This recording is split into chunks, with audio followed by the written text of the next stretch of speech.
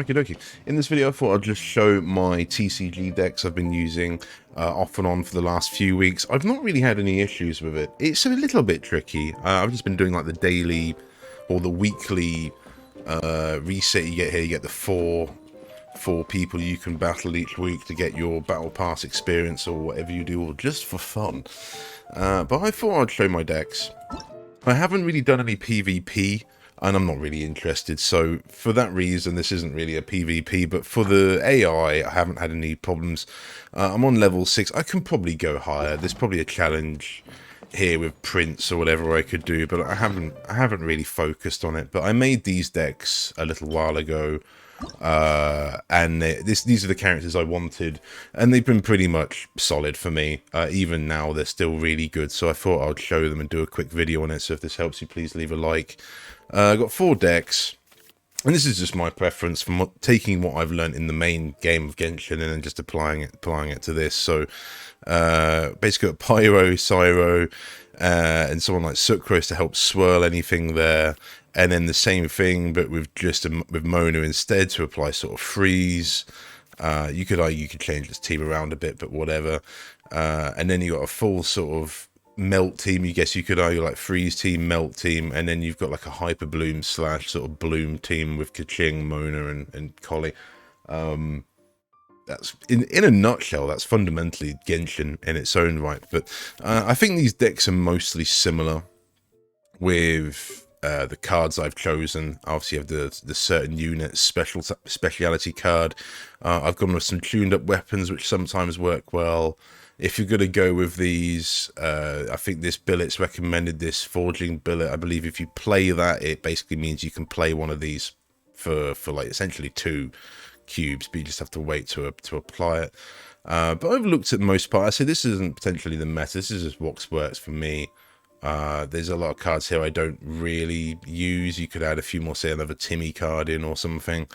I'm not going to go through these one by one. We'll be here forever, but I'll just scroll over them here. Most of them I say are going to be the same. The deck's 2 sort of healing cards here could probably be better. I have faced some AI. I believe that I've got some sort of better buffing cards, which I haven't really looked into yet. But I say for the most part, I've only think I lost 1 game, and it's because I had the wrong team selected. So if we move to my sort of freeze team, I've got another sort of smaller magic guide there.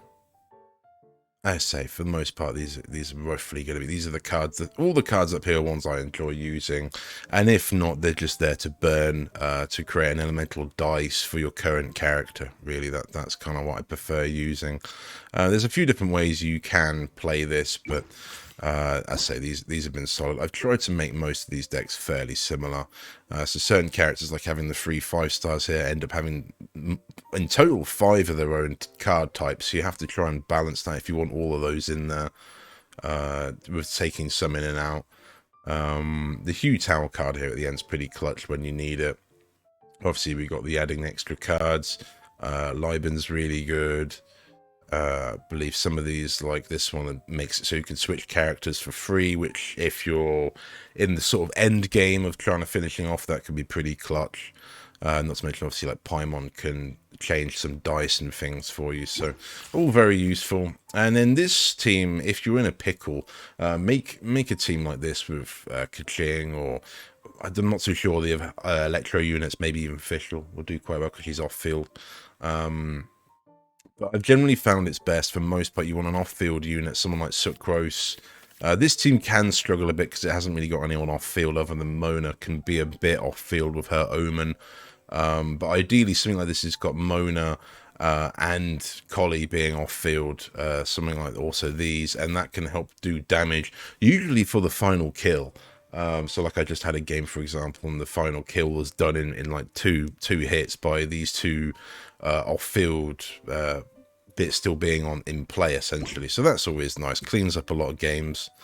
We just go over this team.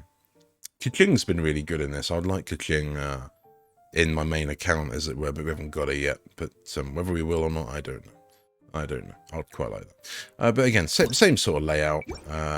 This Ning Wang card, I think I got it with unlocking her. Select any elemental dice to reroll. Don't always need it, but again, can be very useful, particularly if you're having a harder fight and you get that sort of card come in. It's very nice.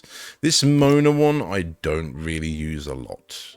Your current active character gains 1 energy. I've never really used that.